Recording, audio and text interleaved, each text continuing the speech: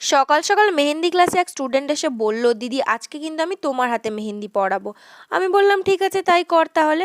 আর এই যে দেখো এত সুন্দর একটা ও ব্রাইডাল মেহেন্দি পরিয়েছে, ওদের কিন্তু আর কয়েকটা ক্লাসই বাকি আছে। আর ও কিন্তু মোটামুটি দেখো বেশ সুন্দর মেহেন্দি পরাতে অলরেডি শিখে গেছে। আর বিকালে চলে গেছিলাম শাশ্বতীর বাড়িতে পুজো অ্যাটেন্ড করতে, কালকে ওর বাড়িতে আছে মহাপ্রভুর পুজো, তাই আজকে থেকেই আমি চলে গেছিলাম।